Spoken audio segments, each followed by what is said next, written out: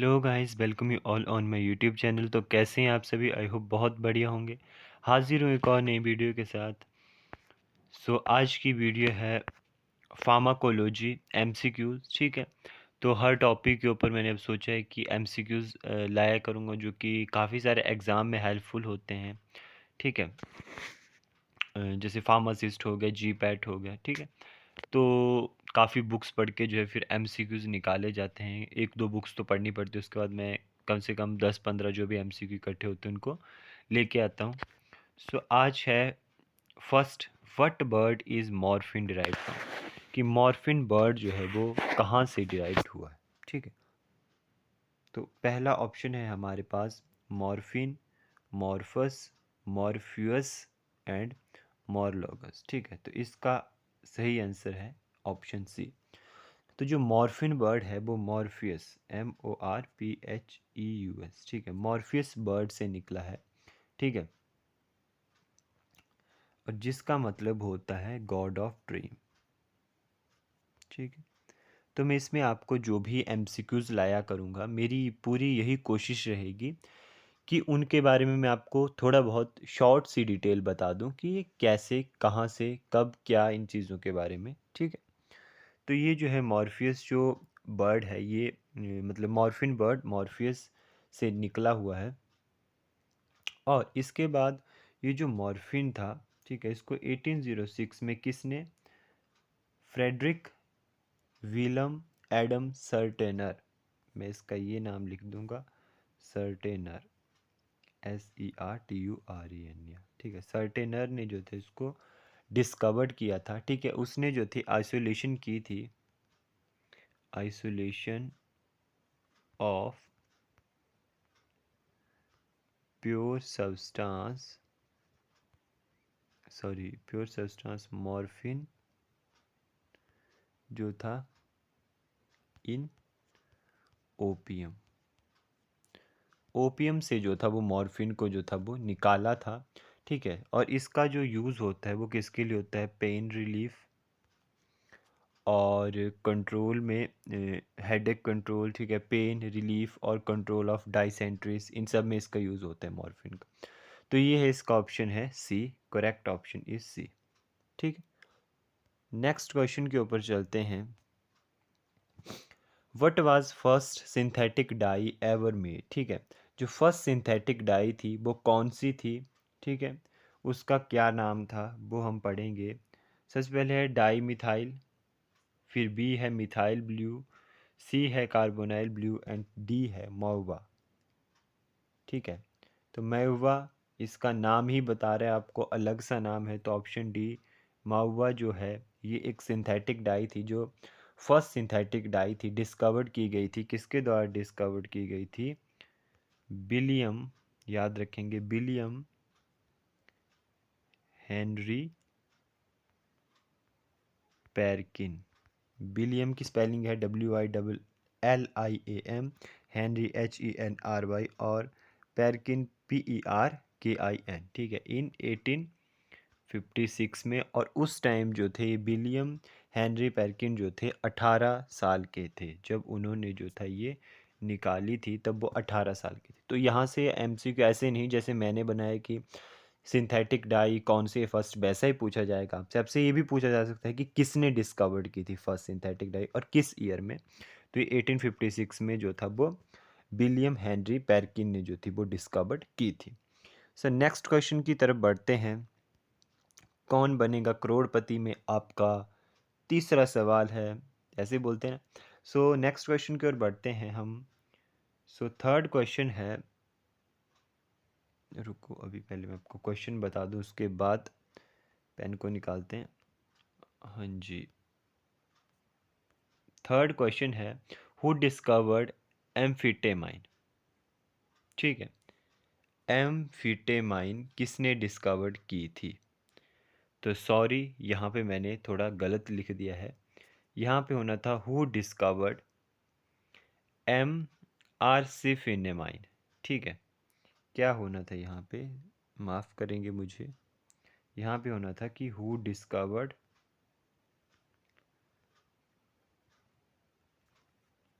Eris फिनेमाइन, इसको मैं फिर से लिख दूंगा, इसकी स्पेलिंग सही से,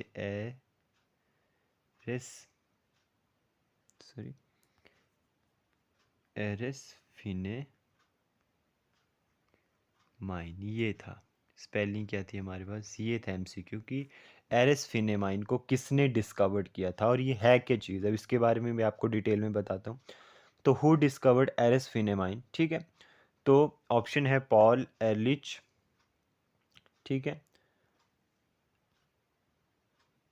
पॉल एरलिच या गेरहार्ड डोमेग या सर्टेनर या जॉनथन पेरेरा, ठीक है। तो जॉनथन पेरेरा, जहाँ तक सभी को पता है, ये जो है फादर ऑफ किसके हैं, फार्माकोलॉजी के हैं, ठीक है। और मतलब इंडियन जो है वो रामनाथ चोपड़ा है और ये जो है वो इंटरनेशनल है, ठीक है। तो पॉल एरलिच इसका सही आंसर है, PAULERLICH,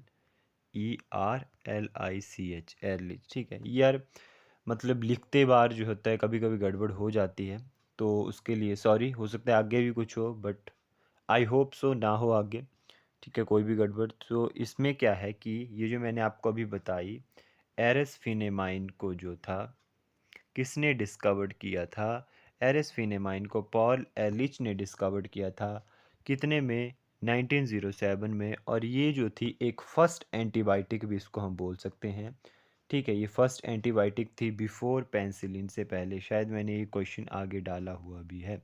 पेंसिलिन आई थी 1928 में, और ये जो एरस फिनेमाइन है ये कब आई थी, 1907, अभी अभी मैंने आपको बताया, या कहीं कहीं बुक्स में 1909 भी लिखा है, ठीक है। तो जो आपका ऑप्शन आता है उसके अकॉर्डिंग आपको ये देखना होता है वहाँ पे कि आपके पास करेक्ट ऑप्शन क्या है। आपको इनकरेक्ट की ओर ध्यान नहीं देना है, जो करेक्ट है उसके ऊपर आपको फोकस रखना है। तो अब मैं आपको बता दूं कि एरस फिनेमाइन जो है ये ड्रग, ये एक तरह से एंटीबायोटिक है, ठीक है, जो कि सिफिल्स, जिसको हम बोलते हैं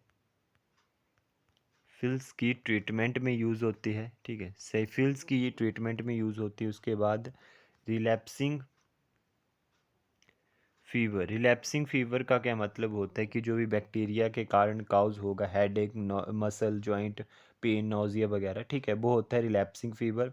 और उसके बाद एक और डिजीज़ को ये ट्रीट करती है एंटीबायोटिक, ट्राइपेनोसोमनियास। ट्राइपेनोसोमनियास आपको नाम से पता चल रहा है कि क्या है। जैसे इंसोमनिया होता है ना, स्लीपिंग सिकनेस, उसी तरह से ये ट्राइपेनोसोमनियास जो है वो स्लीपिंग सिकनेस है। तो थोड़ी स्पीड ज़्यादा करते हुए हम चलते हैं नेक्स्ट एमसीक्यू की तरफ, क्योंकि स्पीड बहुत कम लग रही है मेरे को। What was the first antibiotic before penicillin से पहले, यही मैंने बोला था आपको कि यही क्वेश्चन मैंने आगे डाला है। 1928 से पहले कौन सी जो थी वो एंटीबायोटिक जो थी वो डिस्कवर्ड हुई थी या थी पहले, एमॉक्सिलिन, डॉक्सीसाइक्लिन, एरसफिनेमाइन या स्ट्रेप्टोमाइसिन। तो सीधी सी बात है, पता चल रहा है ऑप्शन सी, एरसफिनेमाइन। और हाँ, एक और बात जो मैंने बताया आपको कि एरसफिनेमाइन को पॉल एक एरलिच, एक और बात मेरे को याद आ गई, एरलिच ने डिस्कवर्ड किया था। तो ये जो एरसफिनेमाइन थी, ये इसकी डिस्कवरी एज ए कीमोथेरेपी, मतलब रेफर किया जाता है इसको एज ए कीमोथेरेपी। मतलब कीमोथेरेपी का क्या मतलब होता है, use of chemicals to treat disease. Disease, किसी भी डिजीज़ को ट्रीट करने के लिए कोई भी केमिकल्स होते हैं। वैसे ही ये फर्स्ट टाइम कोई कीमोथेरेपी थी, उसने एंटीबायोटिक जो थी वो डिस्कवर्ड की थी पॉल एरलिच ने, ठीक है। तो इसलिए पॉल एरलिच को, पॉल एरलिच, LICH, जो कि साइंटिस्ट हैं, एरलिच, एरलिच की स्पेलिंग में गड़बड़ होती है, पॉल एरलिच ऐसी होती है भाई, ठीक है। तो इन्होंने जो था वो इनको जो है कीमोथेरेपी के फादर भी बोला जाता है, फादर ऑफ कीमोथेरेपी भी बोला जाता है, क्योंकि जो फर्स्ट ये ड्रग है एरिसफिनेमाइन, ठीक है, इसको जब उन्होंने डिस्कवर्ड किया तो ये एज ए कीमोथेरेपी, क्योंकि कीमोथेरेपी का मतलब यही होता है कि जो भी केमिकल्स जो हैं किसी डिजीज़ को ट्रीट करने के लिए यूज़ होते हैं, ठीक है। तो इसलिए इनको फादर ऑफ कीमोथेरेपी भी बोला जाता है। नेक्स्ट क्वेश्चन है, एक MCQs में काफ़ी MCQs आ गए, फादर ऑफ कीमोथेरेपी के फादर, ठीक है, फादर ऑफ कीमोथेरेपी। पेंसिलिन की कब हुई थी? 1928 में, ये भी आ सकता है। उसके बाद है हु डिस्कवर्ड प्रोंटोसिल। प्रोंटोसिल को किसने डिस्कवर किया था? गेरहार्ड डॉम्बेक, डोंगेक, डोमगेक, जो भी है, ठीक है। एक तो यार इनके नाम बड़े अच्छे होते हैं, ठीक है। गेरहार्ड डोम डोंग डोमेग, डोमेग, हाँ डोमेक, गेरहार्ड डोमेग, स्वीडन, या लुइन हुक, या मेराई क्यूराई, ठीक है। तो कुछ नाम तो ऐसे पता चल रहे हैं कि नहीं हो सकते हैं। लुइन हुक नहीं है, मेराई क्यूराई भी नहीं है, स्वीडन भी नहीं, तो फर्स्ट ए ऑप्शन करेक्ट है, गेरहार्ड डोमेक, ठीक है। गेरहार्ड डोमेक जो है उन्होंने प्रोंटोस प्रोंटोसिल जो थी नाम की, यार ऐसी ड्रग्स होते हैं इनको प्रोनाउंसिएशन करने में थोड़ी गड़बड़ हो जाती है, और ऊपर से साइंटिस्ट के नेम बहुत अच्छे होते हैं, ठीक। तो आपने करेक्ट आंसर की तरफ ध्यान देना है। तो गेरहार्ड डोमेक जो है उन्होंने प्रोंटोसिल जो थी 1932 में डिस्कवर्ड की थी। यहाँ पे एक और एमसीक्यू आपके पास बन के आता है, ठीक है। ये जर्मन पैथोलॉजिस्ट थे, ये जो गेर गिहार्ड जो भी हैं, गिरहार्ड डोमेक हैं, ठीक है। और इन्होंने जो था ये फर्स्ट क्लिनिकल यूज़फुल जो ये एक तरह से क्या थी, एंटी माइक्रोबियल थी, ठीक है। तो इसका यूज़ किस में होता है? इसका यूज़ भी एज एज इन्फेक्शंस में ही होता है, ठीक है। मतलब जो स्टेप्टो स्टेप्टो स्टेप्टोकल इन्फेक्शन होता है ना, स्टेप्टोकोल स्टेप्टोकोकल स्टेप्टोकोकल इन्फेक्शन किसके कारण होता है? एक सेफेरिकल बैक्टीरिया जो होते हैं स्टेप्टोकोकाई, उनके कारण होता है। तो उसकी ट्रीटमेंट में जो होता है इसका यूज़ किया जाता है। नेक्स्ट आता है, मतलब ये भी एक तरह से बैक्टीरियल थी, एंटी बैक्टीरियल थी, प्रोंटोसिल, ठीक है। उसका जो था वो फर्स्ट टाइम किसने डिस्कवर किया था? गेरहार्ड डोमेक, ठीक है। सो नेक्स्ट के ऊपर चलते हैं। Who was first to produce a recombinant DNA molecule, ठीक है। रिकॉम्बिनेंट डीएनए मॉलिक्यूल को सबसे पहले किसने प्रोड्यूस किया था? Paul Ehrlich, Paul Berg, Paul Manchester, या पॉल बेलिस। अब यहाँ पे थोड़ा कन्फ्यूजन आता है, सभी के साथ भाई पॉल पॉल लगा हुआ। तो एरलिच तो कीमोथेरेपी के हो सकते हैं, इन्होंने नहीं की हो, ठीक है। और पॉल मैनचेस्टर भी नहीं लगते, पॉल बेलिस भी नहीं लगते, तो ऑप्शन बी। यहाँ पे मैंने सभी ए ही लिख दी, मैंने बोला था आगे भी गड़बड़ की होगी मैंने। तो option B is correct, Paul Berg. Sorry for mistakes, next time से मैं काफ़ी ध्यान रखूँगा, ठीक है। पॉल वेरग जो है एक बायोकेमिस्ट थे, ठीक है, जिन्होंने जो थे डीएनए मॉलिक्यूल, जो रिकम्बिनेंट डीएनए मॉलिक्यूल थे उसके बारे में बताया था, ठीक है, टेक्नोलॉजी दी थी। तो इनके साथ इन्होंने अकेले ही काम नहीं किया था इसके ऊपर, इनके बाद इन्होंने 1972 में जो थे ये रिकम्बिनेंट थ्योरी दी थी, ठीक है, ये जो है। और उसके बाद ये ग्रांटेड हुई थी 1980 में, ये जो थी ग्रांटेड हुई थी, ठीक है। ग्रांटेड कब हुई थी? 1980 में। और इनके साथ और भी थे जिनके आप नाम पढ़ सकते हो, गूगल कर सकते हो। हेrbert वोयर थे शायद, NI चार्ल्स थे, ये ऐसे ऐसे नाम है कुछ बोथ इनके साथ। और ये जो होती है मतलब एक तरह से जेनेटिक मटेरियल जो भी होता है, मतलब एक तरह से हमने इसमें क्या होता है जेनेटिक मटेरियल की जो डीएन रिकम्बिनेंट डीएनए मॉलिक्यूल्स, इसमें क्या होता है कि एक तरह से जेनेटिक मटेरियल की ट्रांसफ़र करनी होती है अपने लिविंग ऑर्गेनिज्म में, ठीक है। और उससे जो होता है अपने करेक्टरिस्टिक डिज़ायर्ड इफेक्ट लेना होता है, ठीक है। जैसे मान लो कोई प्लांट है, उसमें जेनेटिक मटेरियल्स को आपने डीएनएस को मतलब ट्रांसफ़र कर दिया, उससे आपने जो एक डिज़ायर्ड इफ़ेक्ट जो होता है वो लेना होता है, ठीक है। मतलब हमने सोचा होता है कि नहीं हमें ये इफ़ेक्ट चाहिए, उसके लिए हम ये करते हैं, ये इस तरह से जेनेटिक तो ये होती है रिकम्बिनेंट डीएनए मॉलिक्यूल्स। बाकी इसके बारे में मैंने इतना ज़्यादा खुद भी नहीं पढ़ा है। सो नेक्स्ट क्वेश्चन के ऊपर चलते हैं। Insulin was discovered in which year? मैंने बताया था पीछे ही आपको 1928 में, ठीक है। सॉरी सॉरी 1928 में नहीं, वो पेंसिलिन बताई थी मैंने 1928 में, पेंसिलिन है। 1921 इज़ इंसुलिन। ओके, अभी मैंने गलत बता दिया था। 1921 में इंसुलिन हुई है और 1928 में कौन सी हुई थी? पेंसिलिन। ठीक है, तो 1921 में किन के द्वारा हुई थी ये? Sir Frederick Banting. ठीक है, और इनके साथ एक और थे, चार्ल्स एच बेस्ट और जे जे आर मैक्लियोड। ठीक है, जे जे मैक्लियोड। ठीक है, ये थे at university of Toronto, Toronto की यूनिवर्सिटी में। ठीक है, उन्होंने किया। तो उसके बाद लेटर इसको प्योरीफाइड भी किया गया है जेम्स बी कॉलिप ने। ठीक है, जेम्स बी कॉलिप ने जो था इसको बाद में प्योरीफाइड भी किया था। ठीक है, मतलब और अच्छे तरीके से। अब साइंटिस्ट जितने आते जाएंगे, अब मान लो किसी ने एक बताया कि ये चीज़ ऐसी है, ठीक है, उसके ऊपर काफ़ी रिसर्च करेंगे और नए से नए साइंटिस्ट आते जाएंगे, वो अपने मतलब बुद्धि का प्रयोग करेंगे। ठीक है, काफ़ी दिमाग होता है साइंटिस्ट के बाद, हमारी तरह नहीं होते उन्हें ठल्ले। ठीक है, तो वो अपनी तरफ से फिर आगे से आगे उसी तरह से पहले जो सर फ्रेडरिक बेंटिन है उन्होंने अपना दिमाग लड़ाया, फिर दो उनके साथ और जुड़ गए, उन्होंने लड़ाया, फिर उसके बाद किसी और ने लड़ाया। इस तरह से ये प्रोसेस चली रहती है। ठीक है, सो नेक्स्ट क्वेश्चन की तरफ बढ़ते हैं फालतू बकवास ना करते हुए। क्रूटिस क्रूटिस फील्ड। अब देखो ये नई डिजीज़ है एक, क्रूटिस फील्डिट, क्रूटिस फील्डिट जैकोब डिजीज़। ठीक है, क्रूटिस क्रूटिस भाई बड़ी नई डिजीज़ है, Creutzfeldt Jakob disease is cause due to.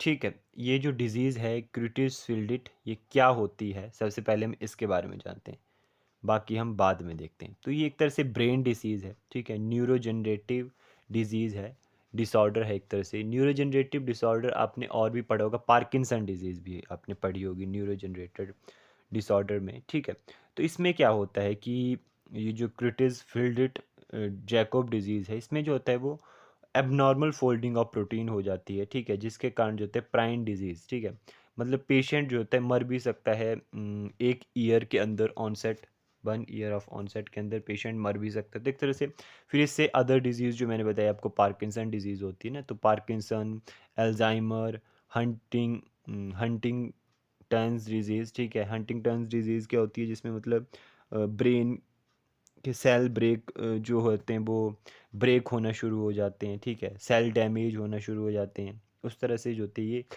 तरह से ब्रेन न्यूरोजनरेटिव डिसऑर्डर है। ठीक है, क्रूटिजल क्रूटिसफील्ड क्रूटिसफील्ड जैकोब डिजीज़। तो इसमें क्या होता है? अबनॉर्मल ग्रोथ होती है, अबनॉर्मल फोल्डिंग ऑफ प्रोटीन होती है, अबनॉर्मल फोल्डिंग ऑफ एंजाइम्स या अबनॉर्मल इन ल्यूटिक हार्मोन्स। तो इसमें क्या होता है? ये सी है भाई, मैंने ऐसी गड़बड़ें की हैं, मेरे को पता है।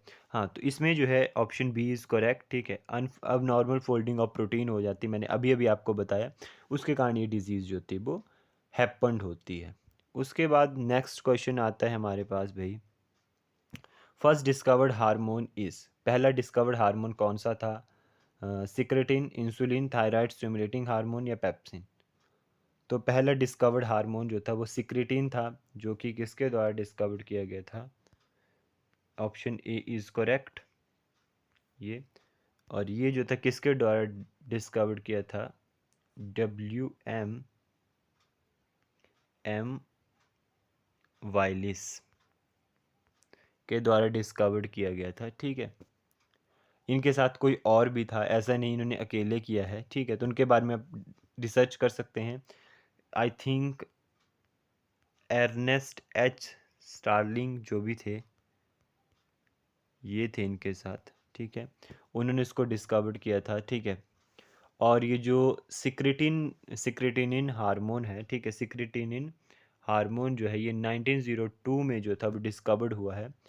सिक्रेटिन हार्मोन जो है stimulate pancreas to secrete digestive fluid, stimulate करता है पैनक्रियाज को कि वो डाइजेस्टिव फ्लूइड जो है वो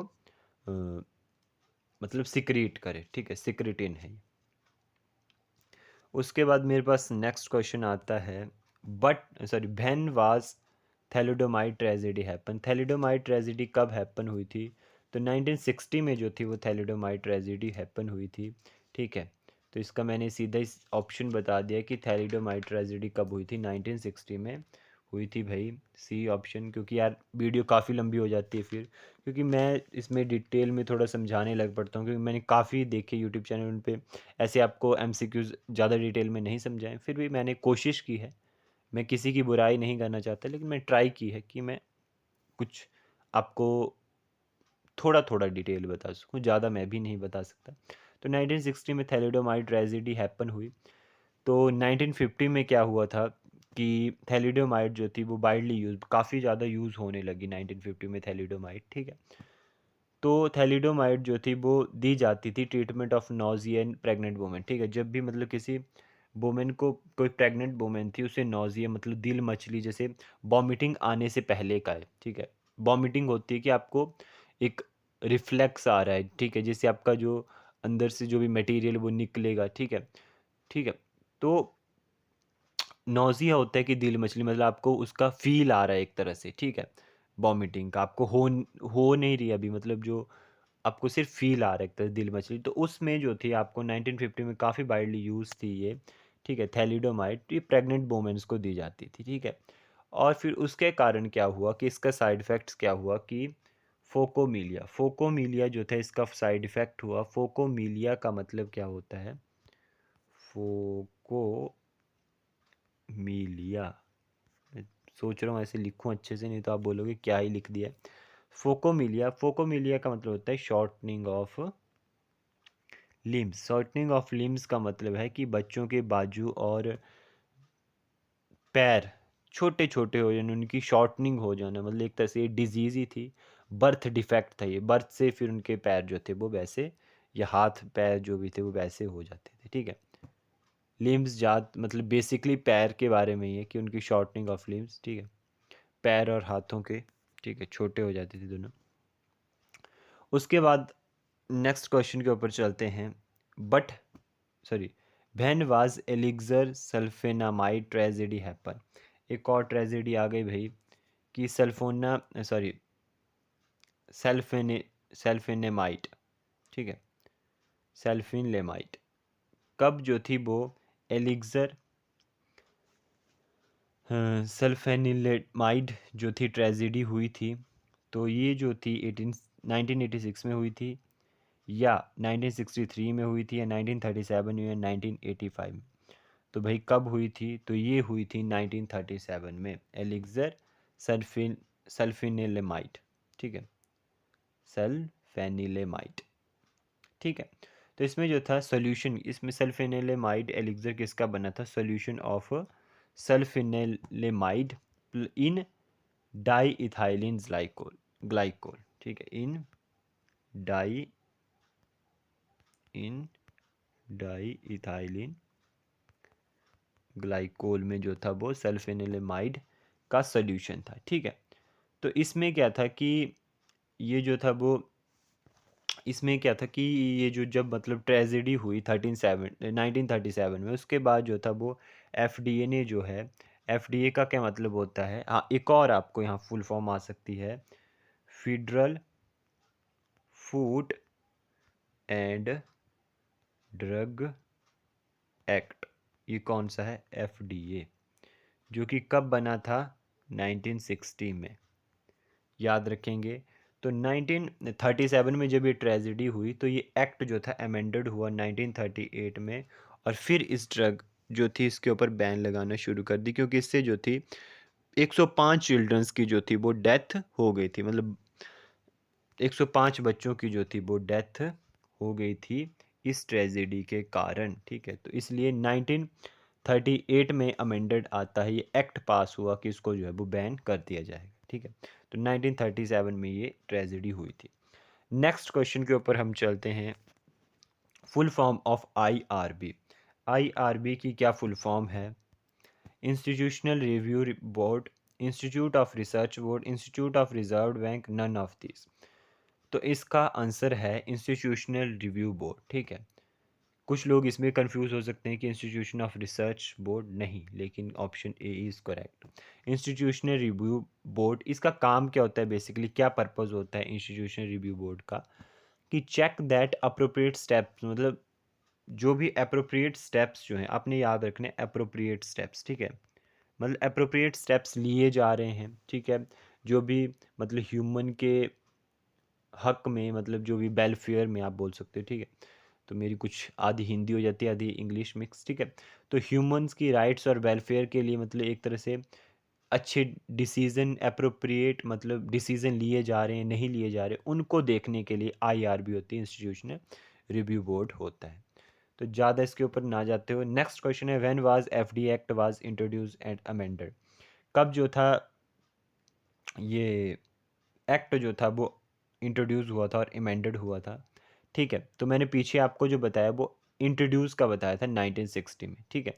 लेकिन ये एक्ट जो है, क्योंकि 1938 में एफडीए ने ही जो था एक्ट के अकॉर्डिंग उस ड्रग को, जो है मैंने आपको पीछे बताया था एलिक्सर सल्फिनिलेमाइड जो थी उसको बंद किया था। तो ये एक्ट जो था 1938 में आया था, वहाँ से आपने याद रखना है कि एक्ट जो था वो 1938 में इंट्रोड्यूस हुआ था, ठीक है। क्योंकि उसको जो था 1938 में जो था वो बैन कर दिया था। 1937 में ट्रेजेडी हुई थी, 1938 में एफडीए ने उसको बंद कर दिया था। तो 1938 में आपने याद रखना है। नेक्स्ट आता है, how much participants participate in face 1 clinical trial. Face 1 clinical trial में कितने पार्टिसिपेंट जो होते हैं पार्टिसिपेट करते हैं, ठीक है। 1 to 100, 1 to 2000, 10 to 100 और 10 to 50। तो इसका क्या आप बता सकते हो आंसर? तो इसका आंसर आता है सी, 10 to 100 पार्टिसिपेंट, जो कि वॉलेंट्रीली जो थे होते हैं, वो इसमें जो है पार्टिसिपेट करते हैं ड्रग्स के क्लिनिकल ट्रायल्स में, ठीक है। सबसे पहले एनिमल्स की होती है, ऊपर होती है प्री क्लिनिकल, उसके बाद क्लिनिकल ट्रायल्स जो होते हैं वो किसके ऊपर होते हैं, ह्यूमंस के ऊपर होते हैं, ठीक है। फेज़ 1, फेज़ 2, फेज़ 3, ठीक है। मैं अगर आपको ऐसे डिटेल में नहीं बताते हो, मतलब ऐसे शॉर्ट में बताऊँ, तो फेज़ 1 में क्या होता है कि ये एक तरह से क्लिनिकल ट्रायल्स होते हैं जो कि ह्यूमंस के ऊपर किए जाते हैं, ड्रग्स की एफिकेसी, ड्रग के एडवर्स इफेक्ट और जो भी मतलब उससे साइड इफेक्ट होते हैं, उन सब चीज़ों को चेक करने के लिए। सबसे पहले फेज़ 1 में क्या किया जाता है कि 10 से 100 पेशेंट पार्टिसिपेंट्स लिए जाएंगे, उनके ऊपर ड्रग का जो होता है वो इफेक्ट देखा जाएगा। इसमें जो होता है टाइम लगता है 6 मंथ से 1 साल तक का टाइम लग जाता है।